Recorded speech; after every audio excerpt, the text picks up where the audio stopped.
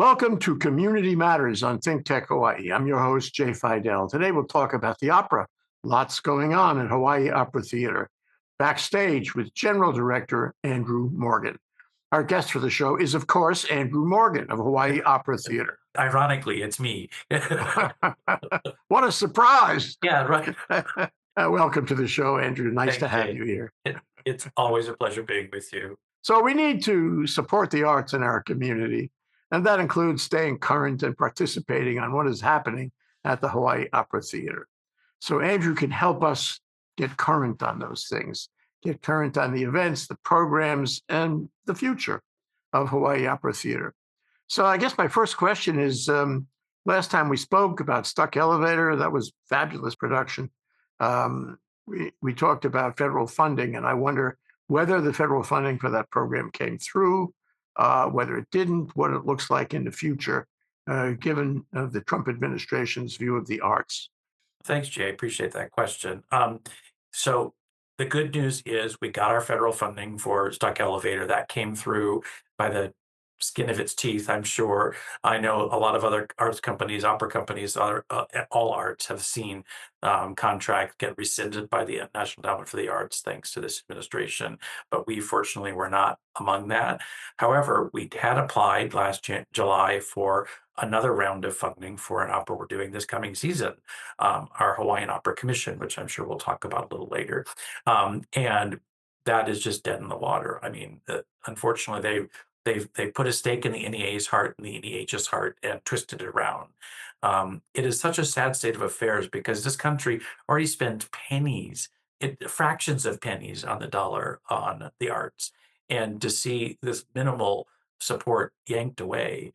And I think we will see it too in other ways. For instance, a lot of the funding that about a half of maybe 40% of the National Endowment for the Arts budget goes directly to states for re-granting purposes. And so Hawaii, the State Foundation on Culture and the Arts, is likely to be impacted by the NEA cuts. So only time will tell. We do get funding through the State Foundation on the Culture of the Arts for our residency program. So it could potentially impact our ability to be out in the schools, bringing opera to these amazing kids. Well, Trump is kind of taking over the arts, to wit the Kennedy Center in Washington. Yeah. Last time he did something there, they booed him, which is appropriate. Anyway, so you talked about a commission, Yes. a commission for the development, the writing, the composing. We've taken it upon ourselves to create a brand new opera, which a lot of other companies have done. Hawaii Opera Theater has never done it in its 3-year history. And so it's really exciting. And I'm really pleased that the first opera we're doing is a Hawaiian opera.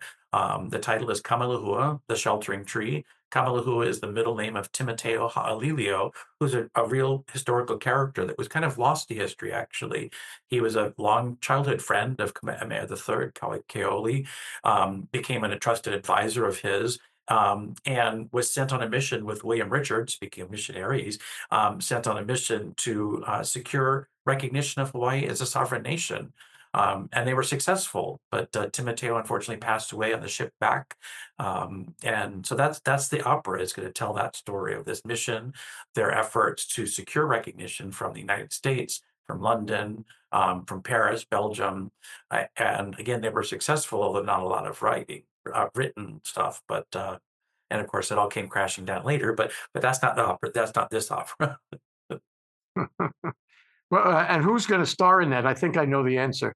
You do know the answer. It's Quinn Kelsey, our own favorite Hawaiian star baritone, who has launched this international career that's just so spectacular. He's going all over the place, performing at the Met multiple times this season, lyric opera, places in Europe, Japan. He just got back from Japan not too long ago. And so very excited to have him. We've also secured a really wonderful Hawaiian soprano that we didn't really know about before, but she actually just had her Met debut in Ina Damar, Tasha Kuntz. And so she will be playing Timoteo's wife, Hannah. It's going to be a great cast. So the composer and the librettist are both Hawaiian.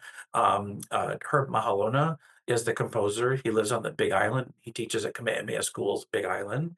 And the librettist is Victoria Nalani Knubel, who is a quite well-known Hawaiian Samoan playwright, author. And so we've just it. I could tell I'm kind of bouncing. I'm really excited about this project. I think it's going to be fantastic. I'm reminded of the poo-poo dinner at the Mission House Museum, the cemetery, Oahu Cemetery. It Mhm. happens every year, and um, they celebrate, commemorate, make a little play about various decedents who are buried in the cemetery, and it's very interesting because it's all historical, and they Sure. have research. They research everything right down to the last detail. And the opera you describe requires that kind of research. Oh So yeah. whoever writes it, and I would like to know who is writing it, whoever conceives of the ideas, and for that matter, the arias, has to be very akamai, not to use a Hawaiian word, of course, very akamai about Hawaiian history, right down to the last detail. How are you handling that? Yeah, so the librettist Victoria Knubel is certainly very knowledgeable of Hawaiian history, but she also had an amazing resource in Kawe Se Dudois, who is a historian, a Hawaiian historian, who actually the one that rediscovered Timateo. She was doing research about sovereignty issues throughout the years, and this name kept popping up. Timateo Ha'alilio. And so she started, who is this person? And so she started digging in. His name is in Kaihaua Church, but it's misspelled. They claim to have his remains there, but we're actually think that it's listed that they're there, but we're actually thinking it's somewhere else. Or Kaui is the it's quite a fascinating history how this all came to be. But she was a huge resource. Kaui was, and she was brought to our attention by the director and choreographer of this opera, Patrick Pakuakane. Who you may know of. He's a kumuhulu that I've known for many years through San Francisco in his hula halau there. And he was the one that is friends with Cowie and brought her to the table to start the process of this amazing journey that we've been through. It's been 3 years in the making for this opera. Last August, we had a workshop where we had artists come in, including Quinn Kelsey, to sing his role. The conductor, Lance Inouye, who's also from Hawaii, and the composer, librettist, Patrick came as well, and we had a week of workshopping the piece and finally a run through at the end of the week, and just to give feedback to the composer and librettist. Mostly we've mostly the feedback was it needs to be cut. It's too long, but but but it was really it's some of the most gorgeous music, and we had some leaders in the community, including Cowie, but also Puakea Nogelmeyer, who's also quite well known in the Hawaiian community, come in. They were in tears listening to this piece, telling this story, and it's mostly in Hawaiian. The translation, um, yeah, it just. I can't be more pleased that we're able to bring this piece to. So, is there any dance in the opera? Yes, there is, and that was one of the things that I met Herb very so that's the composer, Herb Mahalona.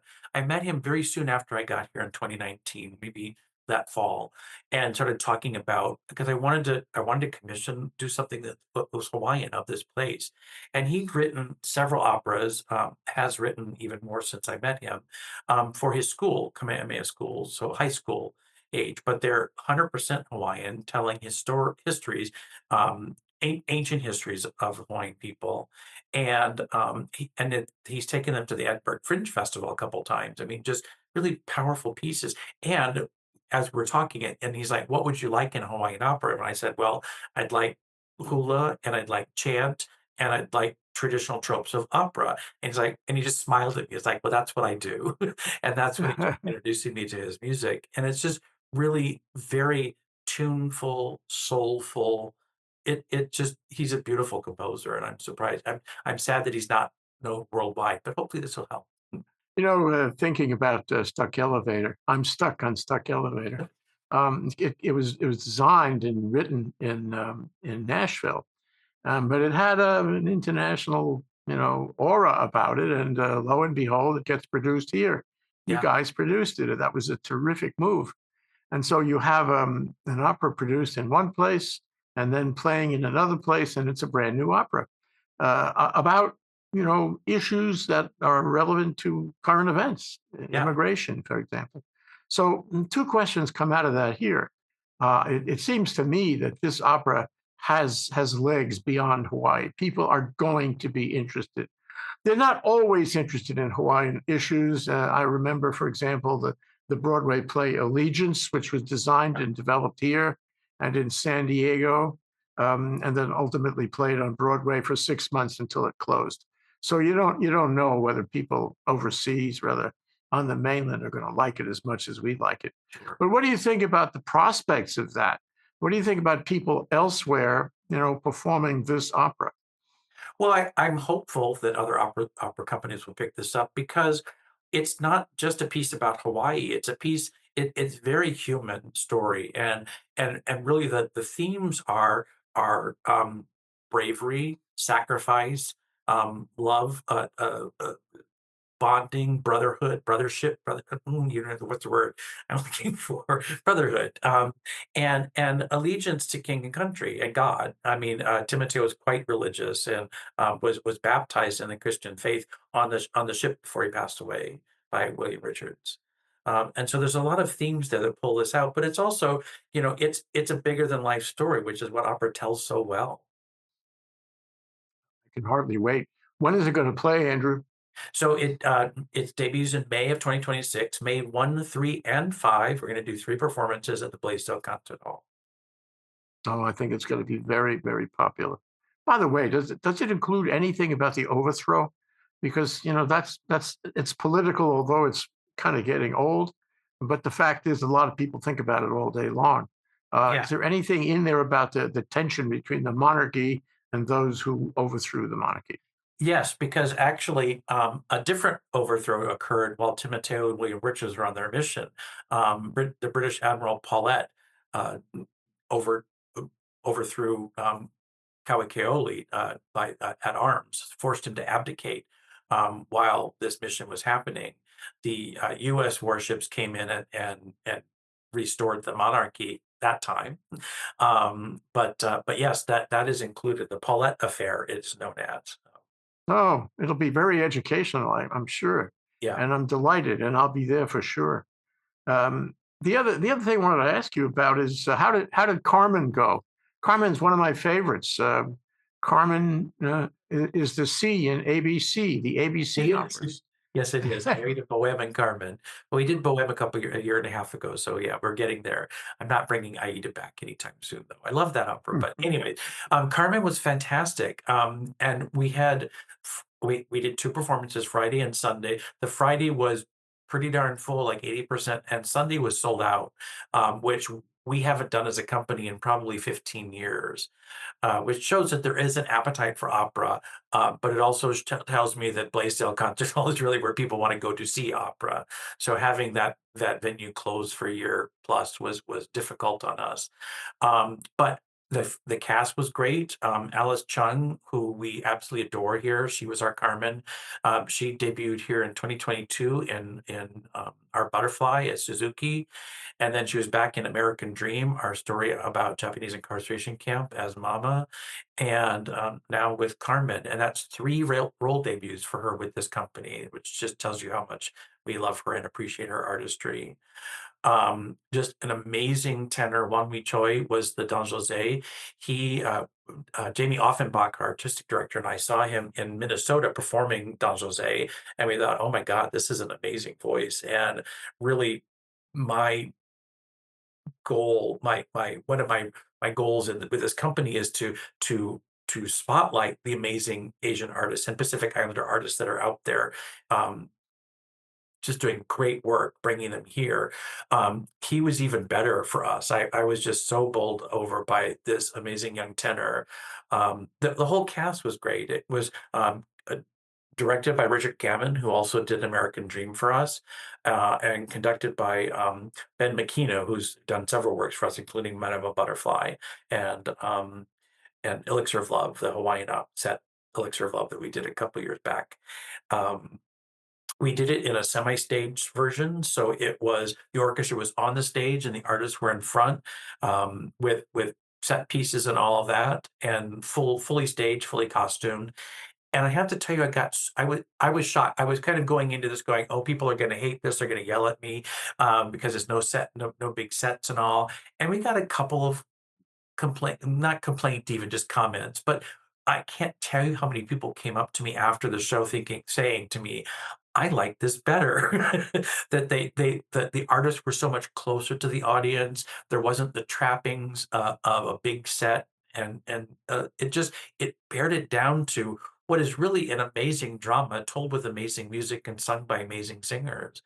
And the orchestration that he does, that Bizet created for this is one of the best orchestrated operas I think I'm aware of outside of maybe Verdi and Wagner, but just really brilliant orchestration that you get to hear better than ever with the orchestra right there on stage and not buried in the pit. A word about Jamie. Yeah, Jamie is magnetic.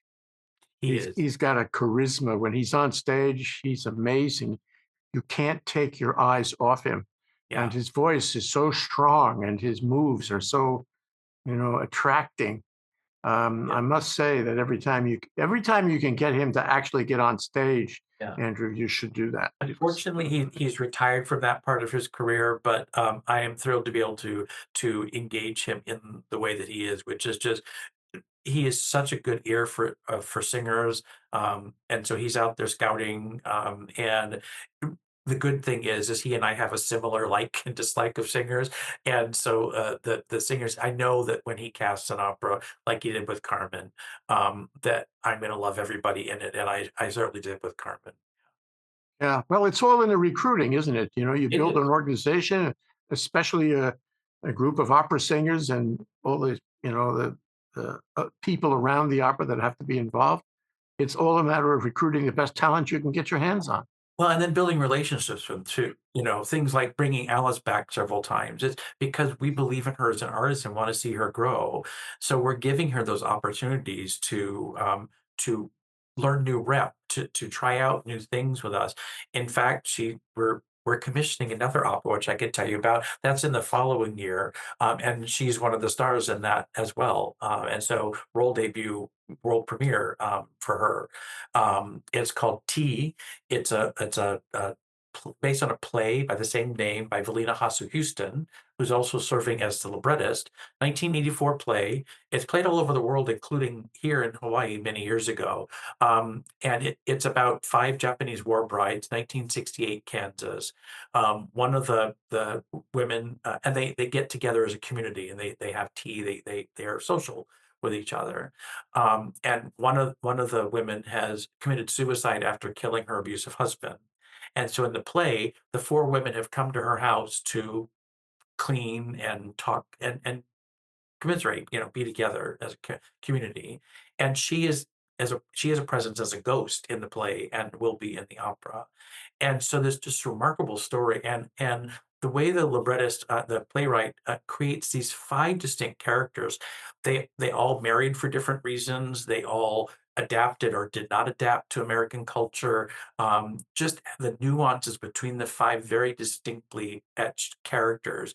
And I can't wait to hear the music, which we'll be hearing in August. Again, another workshop week in August here with the composer and librettist. But another exciting project, and that's slated for February 2027.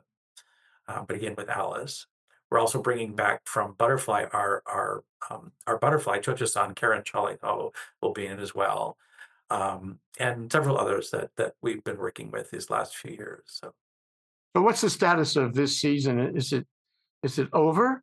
And what about next season? yeah, What do you have in mind? Yeah, Carmen was our final season of the final production of the 24-25 season. And so now we are in overdrive in planning and making final touches to the 25-26 season, which has been announced. So the fall, instead of a main stage production, we're actually going to do a festival in our Studio 101 space, our cabaret space. Three different shows. Well, four if you include our annual holiday show in December. And two of those will include chamber operas. One is we're bringing back Bon Appetit, the opera about Julia Childs, and which we did during our digital season, where Sarah Lambert Connolly will be reprising that role.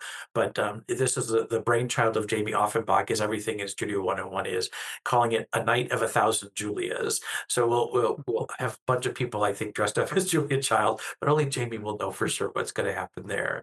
But then in February, our main stage, we're back at the Blaisdell for one whole season. I say one, and I'll tell you why in just a minute. We're finally presenting the opera that I'm directing, Riot Girl on Mars, which is an English adaptation of Rossini's Italian Girl in Algiers. It's a piece that I directed probably 20 plus years ago for Berkeley Opera, which doesn't even exist now. It's called West Edge Opera. And it is just hysterical. It is absolutely every single note that Rossini wrote, and the story is the same, but it's set on Mars. Instead of Mustafa, the king of Algiers, you have the king of Mars and the queen of Mars. And the lead mezzo is, who crash lands on Mars, of course, and gets captured, is a riot girl, which is actually a movement of the riot movement. So Andrew, you're at the cutting edge. You have so many operas that are brand new and that deal with new issues and new ideas and new messaging. But on the one hand, with the traditional operas, the ABC Plus operas, everybody knows what that is, and yeah, they're drawn by their existing knowledge of what that opera is talking about. The new ones, they don't know. So this puts a challenge on you, doesn't it, to inform the public about Mars and what and and the comparison of Algiers and Mars. You yeah, have to right. teach people. You have to get them interested. No. It definitely involves more education, more sharing of information. But again, Riot Girl on Mars is still Italian Girl in Algiers. It's a different setting. And the way I think about it is, when Rossini wrote this, Algiers was an exotic place. It's not so much anymore. So why not Mars, which is a very exotic place. I also think, there's some issues with some of these rescue operas. Abduction from the Seraglio and right, Italian Girl in Algiers are two examples of little cultural appropriation and some not great representation of peoples in these places, including Muslim faith, kind of mocking that. And so, how do you do these pieces, which are so wonderful, such great characters, such great music? How do you do them without having that element to it? And so, this is one way in an adaptation that removes it, as I jokingly. I've been thinking, it's like in my current remarks of saying, is like, I apologize if there's any Martians in the audience tonight. We didn't mean to offend. Um, but again, the story is exactly the same. This woman from a different culture comes in and disrupts everything by telling them, well, this is how we do it back where I live. And again, the king wants to have an Earthling woman because he's been watching 1950s June Cleaver sort of aspects of American Housewife. Well, the same thing was true in Mustafa in the original. He would love to have an Italian wife because they're so beautiful and all these things, and it just comes together in a different but same way. Sounds hysterical. It Sounds is very. really, really something that you have to see. And by the way, let me offer this thought. As we get closer to the openings of these operas in your seasons to come, I'm available. We can sit and talk about these operas in greater detail and what people should expect and why it would be, why it would be a good experience to go. And I will definitely take you up on that. You're such a friend of the opera, and we really appreciate that relationship, Jay. It's a lifelong thing for me. Yeah. I get emotionally involved in every opera that I attend. So let me go to something you mentioned, and that is Blaisdell. What's the situation? You have it for 1 year, then it turns into a glass slipper. Something like that, yes. Unfortunately, they announced a couple months ago that they're closing it again for a year. It was going to be fall of 2026 that it was closed, and now it's January 2027. So we have dates for October of 2026 to do another new opera we're doing, an opera version of The Shining. It's not one that we've commissioned. Minnesota Opera did it some years ago, but we've done a co-production, a new production for it. Just a great piece, and so that's going to be Halloween weekend, which I think can't be more better. It can't be a better date than Halloween weekend for Stephen King's The Shining. But then we're out of house again for all of 2027. And if the 12 months ends up being as long as the 12 months last time, that means our entire 27-28 season will be out of house, which will be I'm not going to pull any punches. It's going to be a financial disaster for the company. We being in other places is so much more expensive for us, and our traditional audiences just don't want to go to those places. Mon Lee High School is a beautiful little theater, 700-seat theater, but no one seemed to know where it was. We're like, it's just down the street, free parking and everything. But and then we used the arena twice now. We did Stuck Elevator there, and so we will probably mount T in a similar configuration that we did with Stuck Elevator, and then we'll use the thinking right now is a semi-state production of Tosca out at the Waikiki Shell. In April or May of 27. But we haven't even begun to think about what to do with a whole year out in 27, 28 again. Um, but again, the arena and the shell, there's nothing there. If we're doing theatrical lights, we have to rent them, rent rigging to put them on. It takes extra tech time. It's like $100,000 more than being at the Blaisdell Concert Hall for any time we're at somewhere else. Well, there must be innovations that you can find that would soften that blow. I mean, Oh yeah, I'm thinking of the background, the high-tech background in Stuck Elevator. yeah. That was really something. Although it cost a lot of money, it was a lot easier than mounting, all the stage apparatus. Oh yeah, and we will do something like that again, and if and when we go back to the arena, and the same thing with the Waikiki Shell, which actually was a beautiful experience for us doing Lava Wham out there. It just didn't sell as well as we'd hoped it had. Mm. Well, okay. I wanted to talk about the audience. So right now we're in a situation post-COVID, I guess you'd say. COVID never helped anybody, didn't help the economy of the state. No, But here we are in another stressful time with the Trump administration cutting this and cutting that. And these tariffs will have an effect on the state economy. yeah. They'll probably have an effect on whether people have disposable income, and they'll have an effect on tourism. How do you see that as affecting the fortunes of the opera going forward? Certainly, the loss of revenue to the state will impact our activities, because we do get regular support from the city and county for our education programs. We have not yet been successful in securing state funding through the state GIA. That is a very political process, unfortunately, here, and very limited.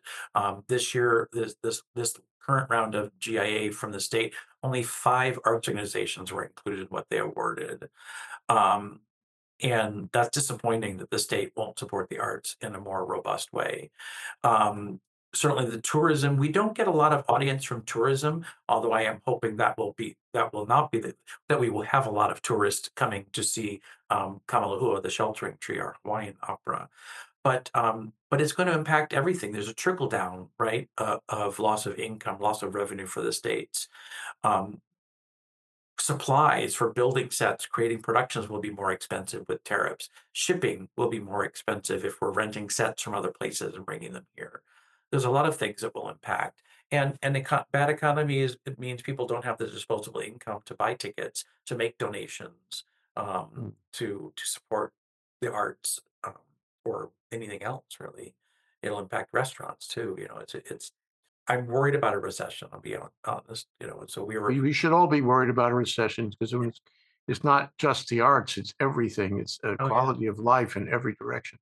yeah. So, but you talk about raising funds and having greater expenses and all that. Let's talk about the opera ball. Mhm. How well did you do on the opera ball, and what did you learn?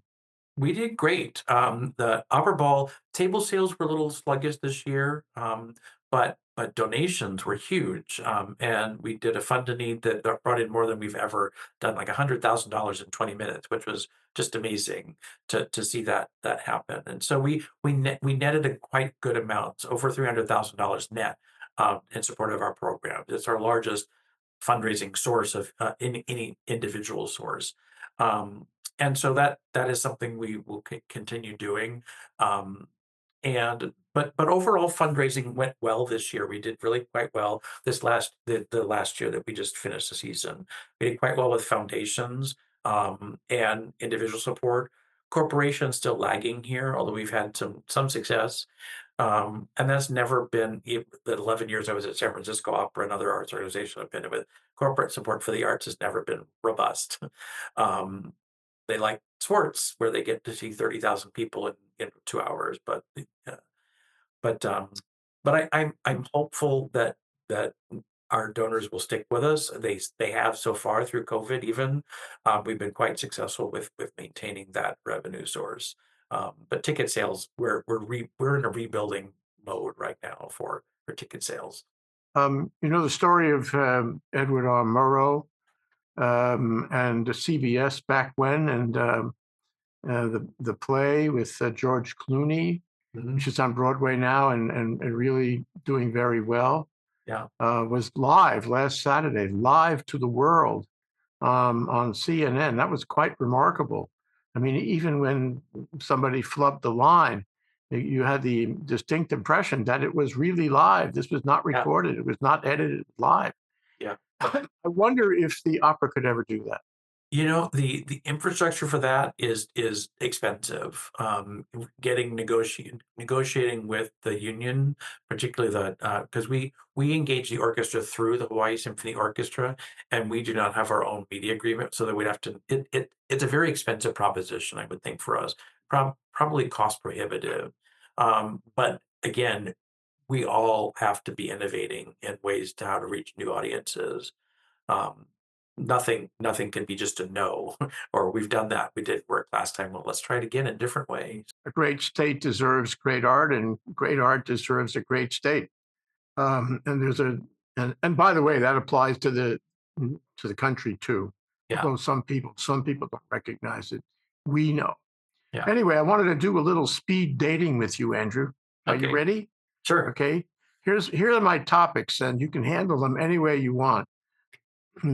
Give me some comments on what you're doing in these various things. Okay. Touring shows, master classes, education programs, sponsorship and volunteering opportunities, and the in-house resale shop. You want me to go one by one? Let's start with You touring should, yeah, shows. yeah. A lot of people don't know this, but we actually have an education touring arm that goes to the whole takes our programming to the whole state every single year. Not all the islands all years, but we alternate things.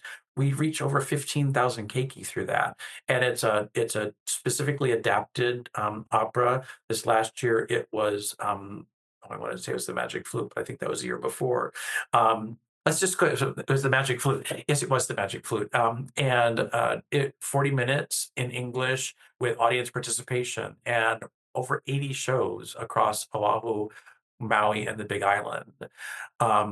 This coming year, the touring is going to be a Hawaiian themed opera, and I can't think of the name of it, but our education director Eric Haynes will. And I want to say that I won't say the name because I don't know what it is. But that's a really important aspect of our programming is our residency programs. I would love to take main stage stuff on tour like the company has done in the past.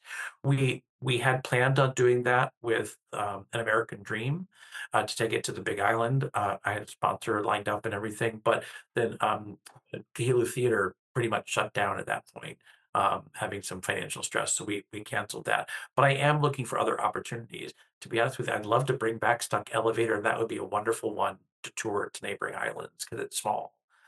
Um, so that's touring. What else? Master classes. Master classes. Yeah. I always found that that would be like a graduate degree in doing opera. What is it like? Who attends? And how do you handle it? Yeah, so we also have an adult and youth training program called the Orvis program. It's supported by the May Z. Orvis Foundation, Arthur and Orvis Foundation, and the it's called, we have an adult program that's called the Orvis Opera Studio and a high school program, Orvis Young Singers. And those are year-round programs, and they get training through visiting artists, sometimes special artists. Like we just had conductor Mark Morash out here for a couple weeks, and he culminated with a public recital out at Sacred Hearts. And so we do things like that all year round. Not every single month, but on occasion. And it's really important to have these outside voices listening to singers that live right here. It's not just us saying things to them, it's other people saying things to them. And they get training in language arts and stage combat and recital presentation, acting, a lot of different things that we're providing free of charge, by the way. These are all free programs for the people that participate. That's great to develop local talent. Really important. Who knows how many Quinn Kelseys are in the crowd? Who knows? And Quinn and his sister Blythe both went through those programs, the Orvis Oh, program. is that right? Yeah. And so did Leslie Goldman, who was in a lot of our shows, and Sarah Lambert Connolly. So there's and Taka Komagata, Robert Fung, both of those came through our program. So and I mean, we're bringing them back, thankfully, but they're also making a living out there on the mainland too. Leslie Goldman, she was one of my favorite at the Studio 101 program Oh I my was at. God. She is such a ham, and I mean that in the kindest and most affectionate way.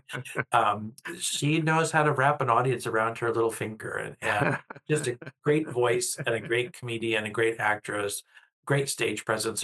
There's a lot of greats there. Auntie Pretty, as she's known here. She connects with people. She certainly She really connected with does. me. She really does. So you mentioned education. Is there any other aspect of the education program we should discuss? Yeah, so couple things. We have our residency program, which is a semester, a whole year, with a teaching artist going into the school, working with a class or grade level. Usually it's a grade level at most of these schools. And they write an opera together that the kids pick out the theme of the opera. They write the libretto. Eric Shank, who's on our staff, a pianist and wonderful musician, goes back and sets it to arias and choruses from Mozart operas, Verdi operas, Wagner operas, and then they teach it to the kids, and then the kids build sets and costumes, and they present it for the whole school. So that's one of our most in-depth programs, and we have about 5 or 6 schools that we're able to do each year. Last year we did 7, which was kind of taxing on our staff, but they're amazing programs, and to watch these kids. Last year, I went to Waikele Elementary School, which is one of our longest partners in this program, and it was the first graders performing. And oh my goodness, so adorable! And they sing really well, loudly, and in tune, and all of those things. Then we also have a program called Opera for Everyone, which is we open up the final dress rehearsal for all our program, all our main stage operas for keiki, and it's $7 ticket, and they get to see the full shebang like the adults do on a Friday or Saturday, Sunday, and it's a great to see these kids come in. They read the programs more than the adults do, I have to say, cover to cover. They treat it like it's a rock concert. They dress up. And it's a great experience watching mostly high school and college, but we get some middle school and even younger kids to these Opera for Everyone performances. But it's so wonderful to see 1,000 kids going to see Carmen. We had like not quite tight, like 800 kids that went to see Well, Carmen. and lectures on the lanai.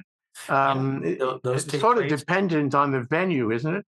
Yes, but now that we're back at Blaisdell for a time, the lecture on the lanai is back on the lanai, the Ward Street lanai at the Blaisdell Concert Hall. But we'll find a place no matter where we are to do them. We did them in the one of the Hawaii suites at the Blaisdell when we were at the arena.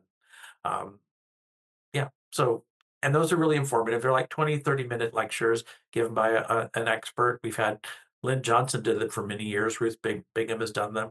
They both have asked us to find younger replacements. So we're looking for people to take those over. But very informative. They talk about the story. They talk about the history, the composer. It's a really good setup to help you enjoy as an audience member, enjoy the opera more.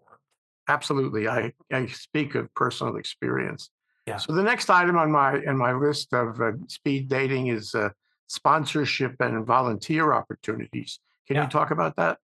So yes, we have a lot of sponsorship opportunities, and for our operas, for education programs, we're also in the early stages of a capital campaign on refurbishments to Studio 101, but also our entire building. So there's naming opportunities there. Your name goes here, but a great company, opera is an expensive art form, and so it needs a lot of support.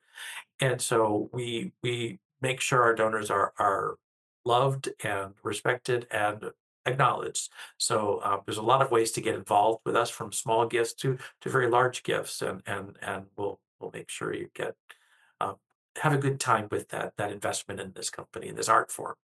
And how about for the dyed-in-the-wool opera devotees who would like to volunteer? There are opportunities for them. We have a lot of volunteers around Opera Ball. That takes a huge village to put that on. Also, we can always use extra hand in the office for doing envelope stuffing for mailings, or filing or organizing our music library. There's a lot of different ways to get involved. We also have volunteers that work at, which I know is one of your next ones, but Act Two, our resale shop. But we are always looking for good volunteers that want to help opera. Yeah, people should volunteer. If they're not able to write a check for $100,000, at least they can put a few hours in and have the gratification of supporting you. It every bit as valuable as cash gifts, because it just helps us do our job better. But yeah, let's talk about the in-house resale shop. What is that about? What are you reselling? This was the brainchild some years ago of Joyce Tominari. Those in the community will know her, and her husband Al Tominari, who was the general manager of Saks Fifth Ave. No, Neiman Marcus. Sorry, she would kill me if I said the wrong name. Neiman Marcus, and so she has such an expert eye with fashion and a knowledge of the retail industry, that she wanted to help the company in a way that she could. And so she has a lot of connections through Neiman Marcus and other high end, and also individuals that have really wonderful garments that they're willing to donate. So everything that we sell is donated 100%. They're all new or lightly used. Not I'm not dishing goodwill, but it's not goodwill. These are high-end fashion items. We have men's and women's apparel, plus jewelry and handbags and a lot of other things. It's called Act Two, and it's open in our building every Thursday from 10 a.m. to 3 p.m. Last year, it brought in over $100,000 in sales that went 100% to supporting our programming, because everybody that works in Act Two is volunteer. What about stage props and costume elements? For example, I would pay a lot for Scarpio's wig. Uh, It's funny you should mention that, because we are looking at the idea of doing a costume shop sale in the fall, and so I will let you know when we schedule that date, because we have a lot of costumes from past productions that we're probably not going to do again, and so it's a great opportunity to wear Salome's gown and thing that she tears off, the Seven Veils gown, or if you've got the body to show it off, we have a lot of quite revealing costumes from pearl fishers. uh, Andrew, these things, they instill in me a sense of joy that we have the opera, and also a sense that the opera is part and parcel of our community, the culture of Hawaii, the center in many ways of the arts community here, because it's multi arts, it's multimedia, and it's so alive and healthy and directed at the future. And I want to thank you for being there. You're a great general director, and you're really taking it to the best place it can go, even in these troubled times. And as I said before, we need to support the arts in the community. A great state deserves great arts, and vice versa. And that includes, of course, the Hawaii Opera Theater. We're almost out of time. Andrew, can you give us your thoughts? What are your thoughts that you would leave with our viewing audience about the role of the opera in Hawaii? I'm going to back up just a little bit to talk about the arts, because I think the arts are not just a good thing to have. They're an integral part of our community. The arts make a community, and it comes in varying different forms. Opera for me is the pinnacle of the arts because it involves all of the elements of the arts: scenic design, costuming, wigs, makeup, singing, orchestra, drama, sets, props, costumes, all those things. It is theater running at 120 miles an hour. It tells stories in a way that no other art form can, without amplified voice, except when we're at the Waikiki Shell, with the power of the human voice to speak to us, to help us feel things. There's a catharsis that is the original start of drama with the Greeks, and opera was created to try to recreate those cathartic moments that the Greek drama was said to have. And there's nothing like the human voice, I think. To me, it is us. It is our core. Opera is singing without a net. And I think it's powerful. It's just powerful being in that space with 1,000 or 500 or 2,000 people witnessing the same thing all together with the power of the human voice, the power of that orchestra coming at you. And you're coming from all different walks of life, and yet you're seeing the same thing, interpreting it in different ways, viewing it through different lenses, but enjoying it nonetheless. Opera has no political boundaries, no political mandate, no race, color, creed. It is for everyone. And that's my goal, is that opera is for everyone. You may not like every single opera, but there is one in there that you're going to love, and that's going to hook you, and you're never going to look back. I feel it. Andrew, I'm so glad I asked you that question. As a matter of fact, I'm so glad I asked you all of those questions. Anyway, we'll have to leave it there. Thank you so much to our special guest, Andrew Morgan, General Director of the Hawaii Opera Theater. I'm Jay Fidell, host of Community Matters, and we've been discussing lots going on at Hawaii Opera Theater. Thanks to our viewers for watching. We'll see you again soon for the next one. Aloha. Aloha, Andrew. Aloha, Jay.